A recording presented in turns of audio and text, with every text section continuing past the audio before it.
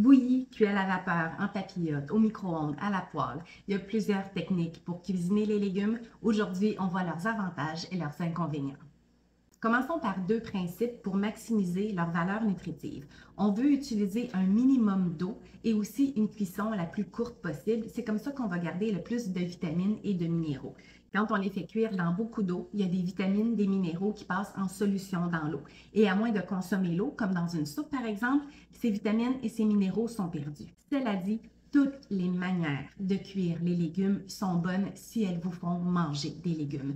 Parce qu'au final, ce qu'on souhaite, c'est en retrouver dans notre assiette.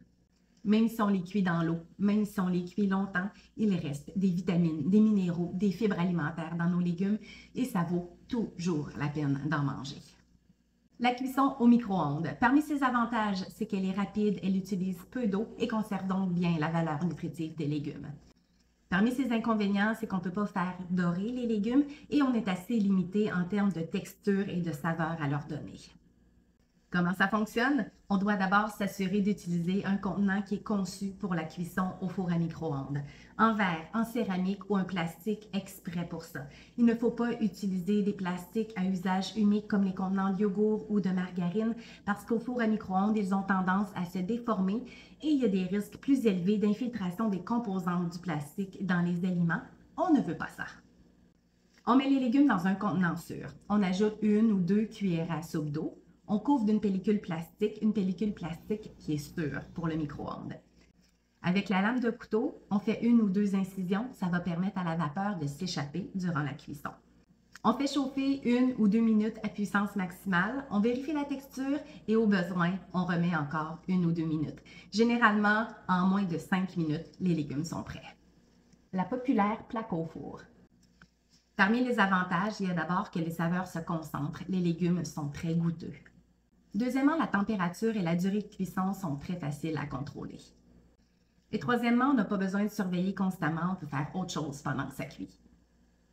Parmi les inconvénients, c'est qu'il faut d'abord préchauffer le four et aussi, quand c'est une journée chaude, ça nous tente moins d'allumer le four. Comment on fait? On coupe les légumes en morceaux, on peut les mettre au fur et à mesure sur la plaque. On ajoute un peu d'huile ou de beurre fondu, ça aide à les protéger du dessèchement. On met des herbes, des épices, puis on met au four. C'est préférable d'attendre que le four ait atteint sa température de cuisson avant d'y mettre les légumes, comme ça c'est plus rapide et il y a moins de perte de vitamines. Le petit cousin de la cuisson au four, c'est le tout aussi populaire Air Fryer. Parmi les avantages, c'est qu'il chauffe vite, il est moins énergivore qu'un four et qui est parfait pour cuire des légumes pour 1 ou 2 personnes. Mais l'inconvénient, c'est que la capacité est limitée et quand on veut faire cuire des légumes pour une famille, il manque de place. La cuisson en papillote. C'est facile, rapide, puis on n'a pas besoin d'ajouter de matière grasse.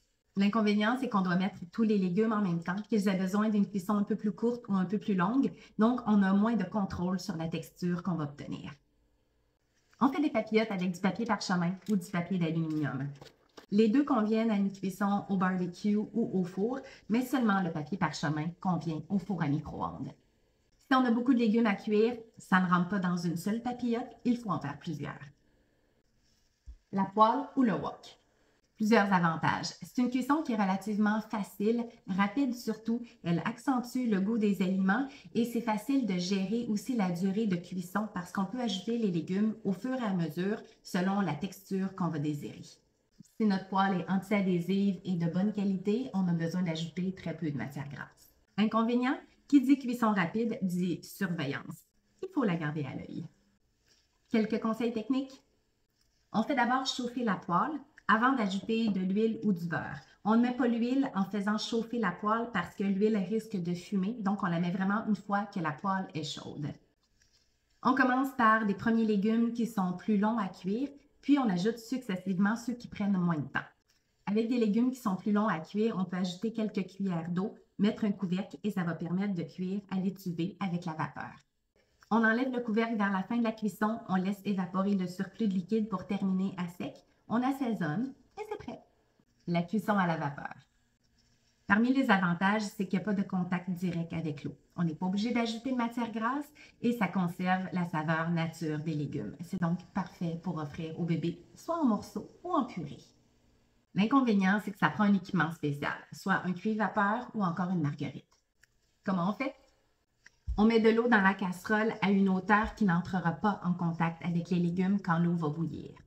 On ajoute les légumes quand l'eau bout, quand ça fait déjà de la vapeur, comme ça accélère la cuisson et on met le couvercle. Attention, petit rappel, la vapeur d'eau, ça brûle, donc soyez prudents. Et finalement, la cuisson à l'eau. Faire cuire dans l'eau bouillante a d'abord l'avantage de pouvoir cuire une grande quantité de légumes à la fois. C'est très pratique aussi quand on veut blanchir les légumes.